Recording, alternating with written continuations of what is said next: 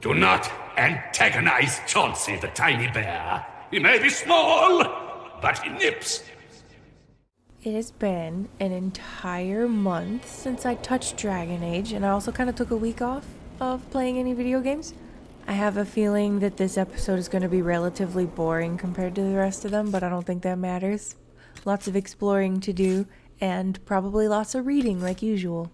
The Forbidden Oasis, it's really small, but it's like hard to get around, so it always takes me a long time because there's lots of ladders and places to figure out how to get, and tunnels.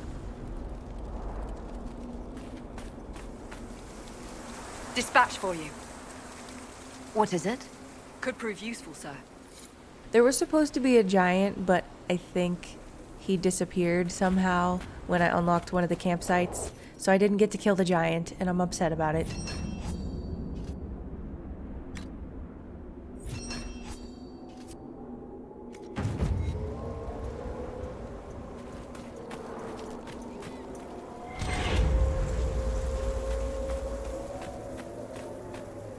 I've news, sir.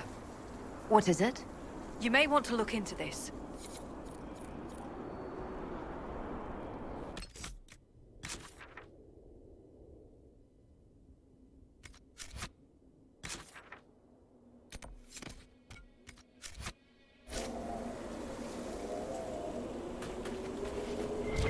I like to explore out away from the actual oasis part first, just because there's a rift out there and then a couple of like resources you can find.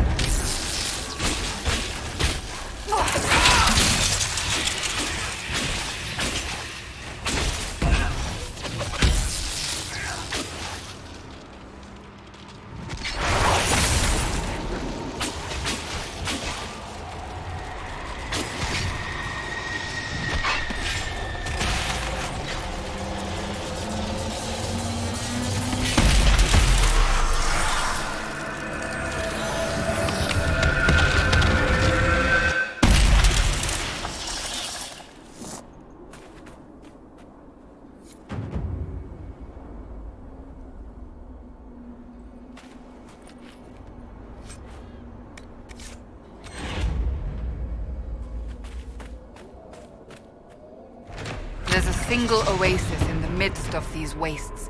They seem endless, don't they? The marker. The sand stretched for miles, broken occasionally by a stony outcrop. The monotony was wearing, and the longer we traveled, the more I feared we would never escape it. Suddenly, my guide pointed, and I caught sight of two distant pillars. As we rode toward them, a statue of a man became visible. Despite his stern countenance and the fact that he held the head of some vanquished enemy, I have never seen so welcoming a face. The oasis itself lies within a canyon. From a distance, one might see only more desert. The rocky hills surrounding it look the same as any other rocky hills. Were it not for the pillars and a man, the place would not appear remarkable at all. When I expressed these thoughts to my guide, she laughed and said she could find the spot even without them. I conceded the point, not wishing to insult her skill. Still, I am grateful to the bygone sculptor who placed his statue here. Excerpt from the journal of Henry Duquette, I think that's how you say it, Enver's Mining Company representative and amateur historian.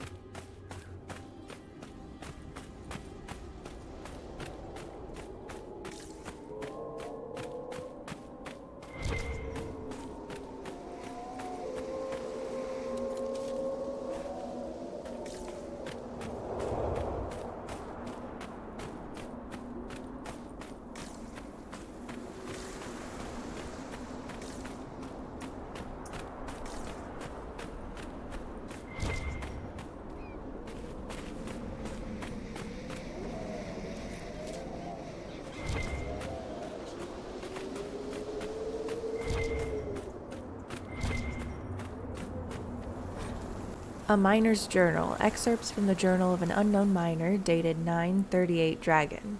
3 Draconis. Dido wants to know what it means. Didn't we all? But he frets at it. Keep your head low, work like the rest, and shut it out. That's all he needs. 13 Draconis. He feels it. I know he does. We all see it. Still he pushes. I do not want to talk about it. I do not want to know what it means. Some evil magic best left alone. Is that not answer enough? He thinks it's more. It's in his head and he won't let it go. Nug again for dinner. This day never ends.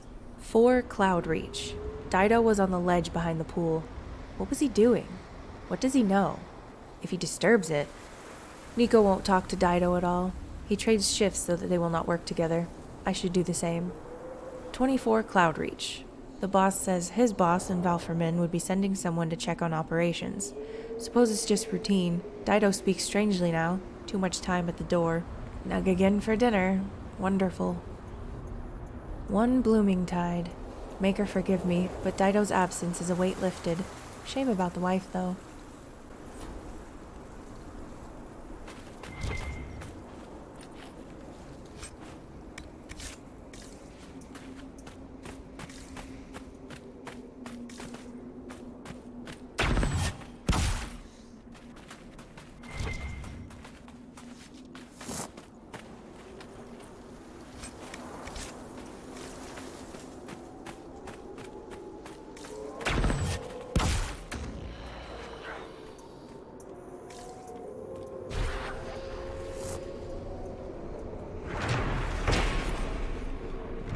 The Weight of War.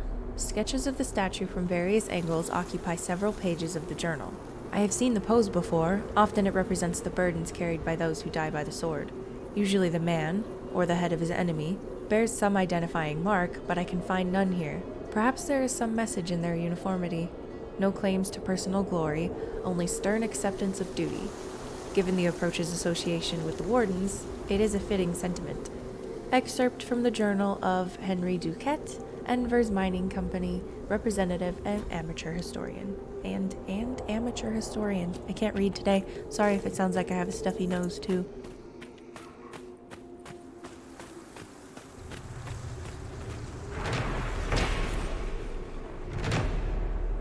Wooden bridge, a footbridge constructed by the Enver's Mining Company. A few words are carved into a plank, only faintly visible in its weathered wood. Pass the time with another day, all the same, but you earn your pay.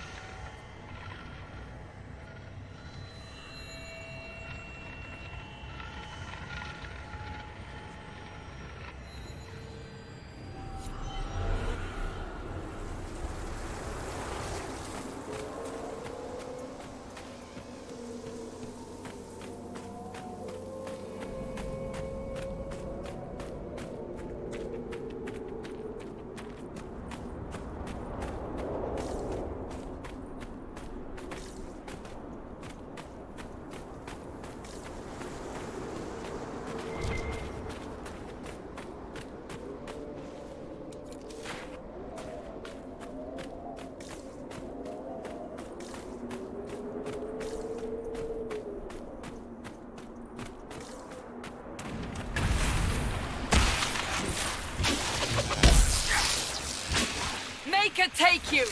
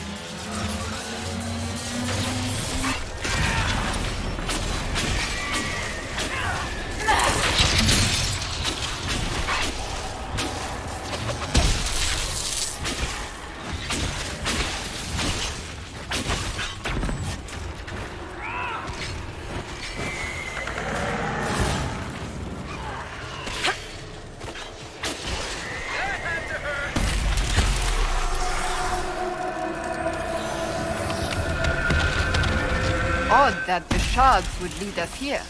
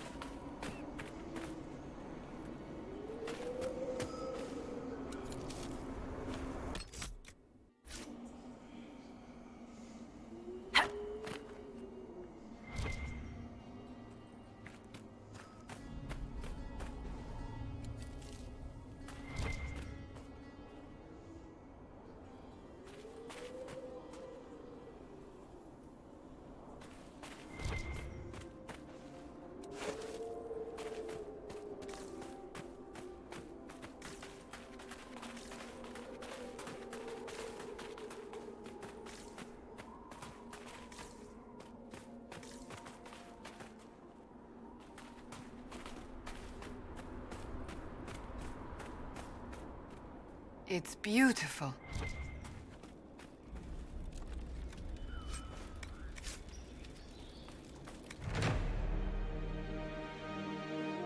Nothing to report, sir.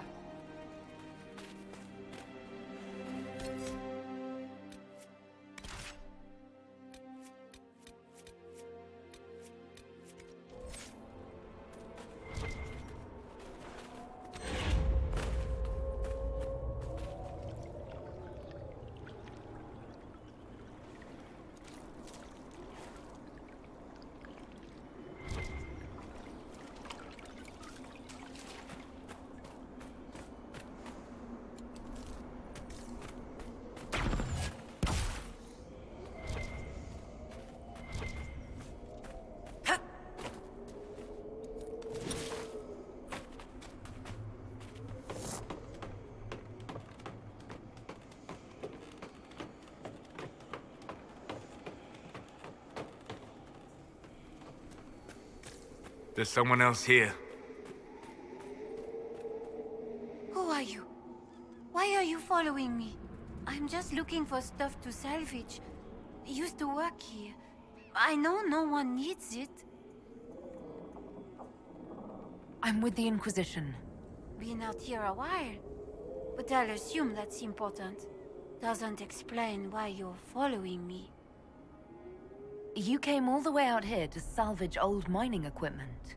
Mostly, I wanted to go into this one cave. Used to store stuff there. Damn thing wasn't overrun by spiders then. I put my wedding ring there. Couldn't stand the sight of the thing. But I couldn't throw it away, either. Oh, it was a stupid argument. Part of me knew I'd still want that ring. I'll leave you be. Right. See you then.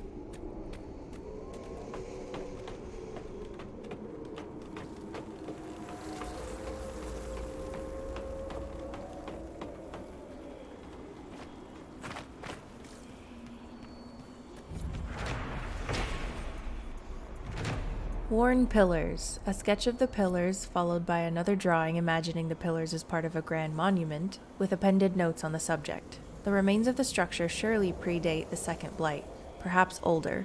My knowledge of ancient Imperium architecture is limited. There are some similarities, but I'm uncertain of their origin. One of the miners thinks they're elven. Of course, this is based on a few carvings he found that look sort of elfy. The pillars are unlike the ruins one sees in the Dales. Of course, these would be much older than anything found there. Excerpt from the Journal of Henry Duquette, Enver's Mining Company, representative and amateur historian.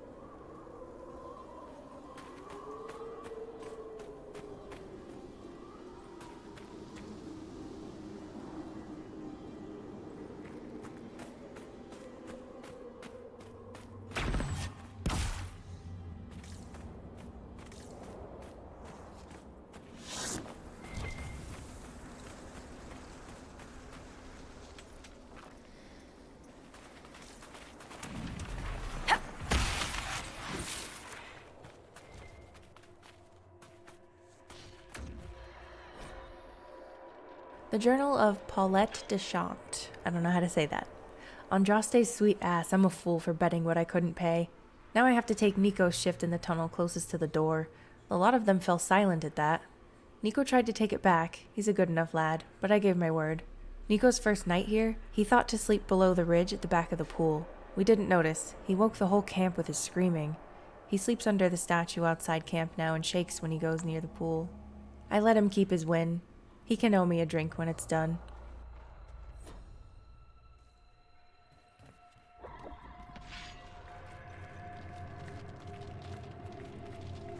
Might be something here. Better take a closer look.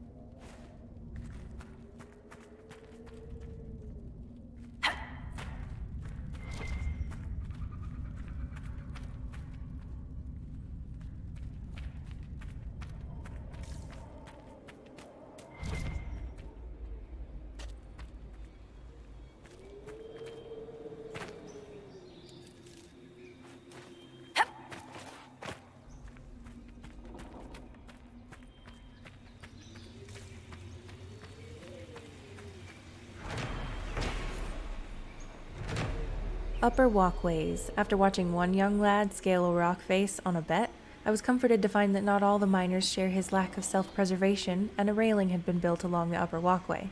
I admit the walk does offer a fine view of the heart of the oasis, the pool, and... Excerpt from the Journal of Henry Duquette, Enver's Mining Company representative and amateur historian. The next page marks the beginning of a new entry. Duquette was clearly fascinated by the region, yet, like all accounts of the area, a clear description of the heart of the oasis is lacking. Annotation by Enchanter Renaud, Ancient of the Inquisition.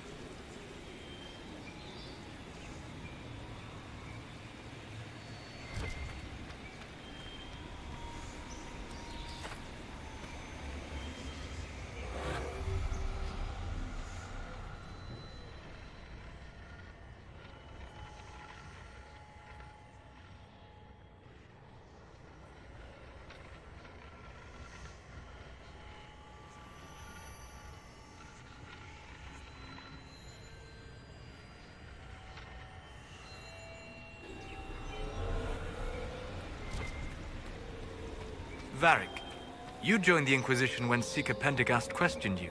Oh, he was very insistent that I help. Interesting. What's interesting? It's surprising that an elven apostate is the one who joined the Inquisition voluntarily.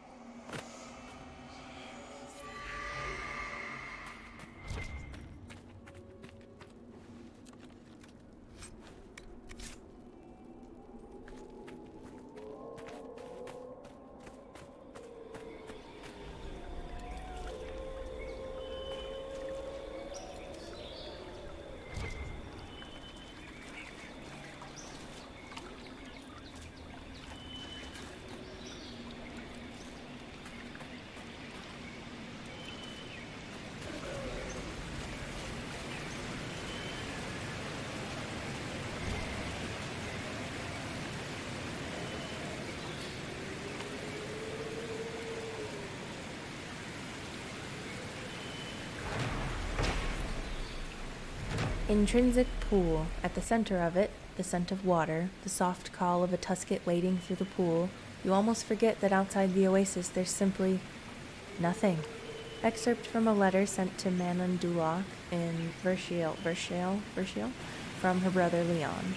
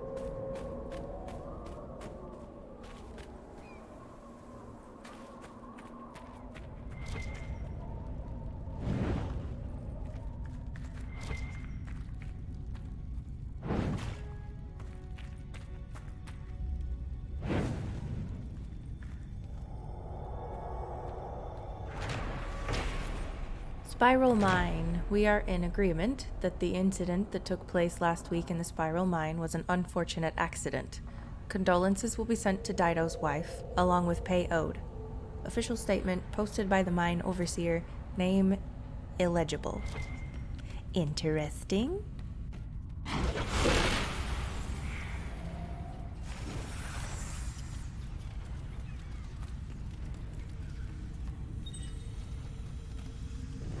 An apostate's message. The markings are crude and simplistic, but their meanings can be understood. They did not ask questions, and so I was away. I keep my head low and work like the rest. The circle will not hunt this far. At first I regretted the choice, but they all feel the dread at the door. I do not stand out. Only a brother or sister would know these words. If you found your way here as I have, then you are not alone. If you would have allies when this contract ends, then find me. For a moment, the poundings of footsteps can be heard as if someone is running, then it fades.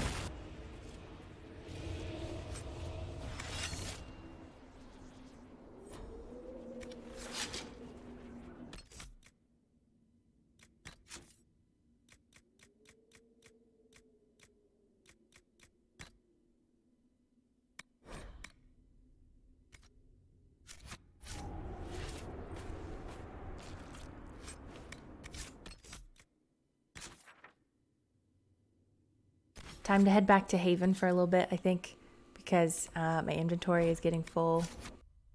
So I need to sell some stuff. And also, I figured out my DLC, and I got the Black Emporium and some other stuff, so I want to go visit there.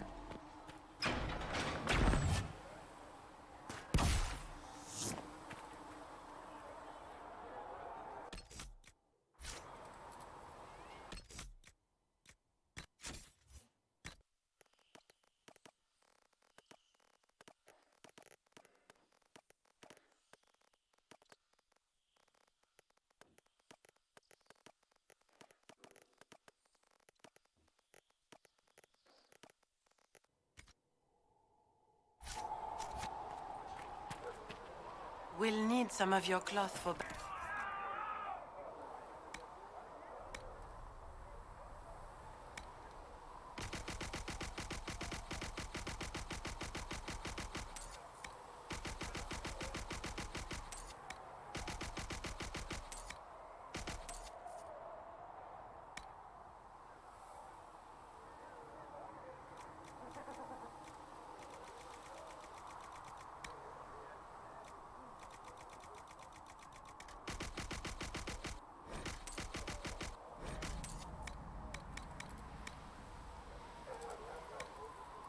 And how much is Mother Giselle willing to offer? Can you really put a price on the love of Andraste?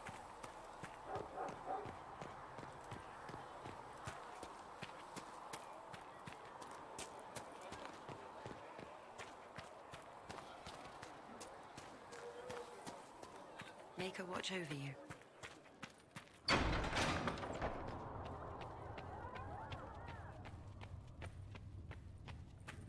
Do you need anything more, revered mother?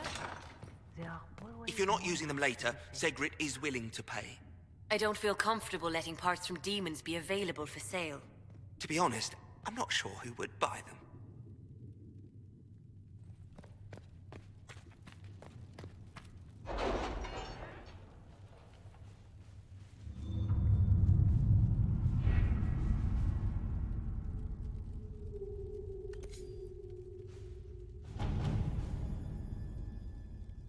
My scouts still comb the hills for clues about the explosion.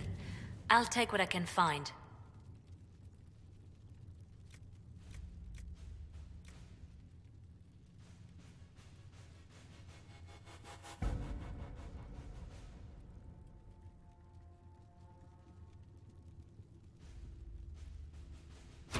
Let's see what we have.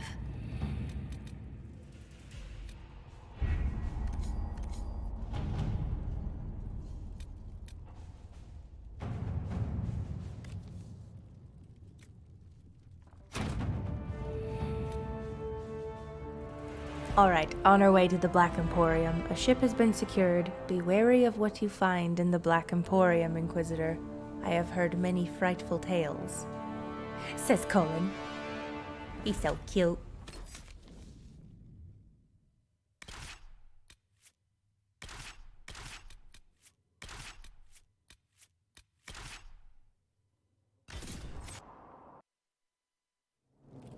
I love this place. So I think I'm going to try to fix my Inquisitor's face a little bit, mess around with her appearance, and then I'm also going to hang out to listen to some of the Antiquarian's dialogue. I don't remember how to say his name. Handle the merchandise with care. Xenon the Antiquarian. I like some of his dialogue. It's really funny if you hear it all, especially about Chauncey, the tiny bear. Xenon the Antiquarian. I left the Black Emporium empty-handed for two reasons. First, most of the items were priced far beyond what I could afford. Second, I spent most of my short time there trying to sate my curiosity about its proprietor. I found myself stealing glances at the antiquarian from behind piles of books, between shelves, and at one point, over a basket of mismatched socks. There he sat, petrified, in the center of the emporium, skin of waxy gray over ancient taut sinew. Moaning in a voice so dry and brittle, it sounded like the snapping of twigs after a drought. A girl of not more than 12 scurried to and fro to fulfill his numerous requests. Another patron noticed my fascination and told me that the girl, most likely an urchin rescued from the street, was responsible for the needs of the antiquarian, feeding, washing, and the like. So impossibly old is he, and so fragile his skin, he can only tolerate the barest whisper of touches from the smallest and most tender of his servants. Only in this way may he come close to his lost youth, said the man. I was surrounded by objects of legend, yet none fascinated me as did the antiquarian. From a journal page found in Kirkwall's Dark Town, written by an unknown author.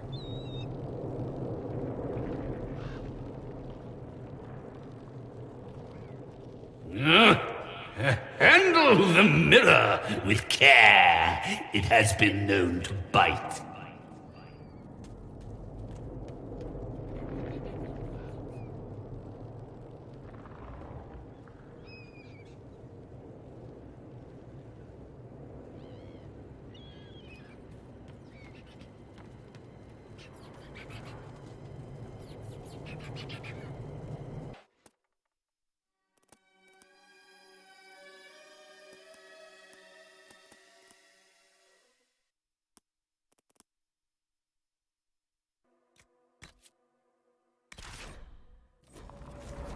Well, I'm obviously in no position to judge. Urchin, bring me a moist towelette. Where is the urchin? I require the services of the urchin. Would you consider allowing me to acquire your hand? After your death, of course. Help yourself to a sock from the basket, but only one. Do not antagonize Chauncey the tiny bear. He may be small, but he nips. You may pet the tiny bear, but be gentle. A Magister miniaturized him specially at great cost. He answers to Chauncey. And that's it. That's my favorite line of the entire game. That's it. That's all we need. He answers to Chauncey.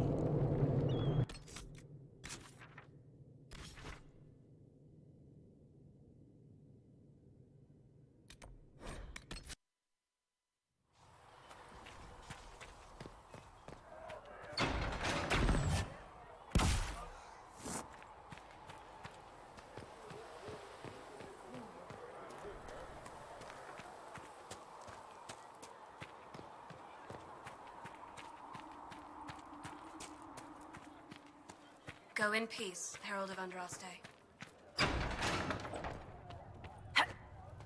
Though you had granted them power over the very Do you need anything Fade more, itself, revered mother? Though they Yeah. stand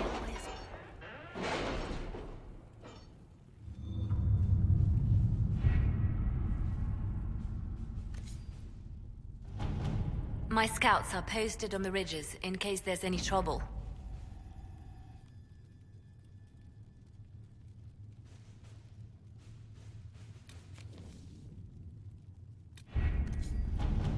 And I didn't realize it, but my video froze at this point, but I didn't do much more besides some table stuff. So this is where I'm going to end this episode. Hope you enjoyed. My name is now Chauncey, and I will see you in the next one. Bye-bye!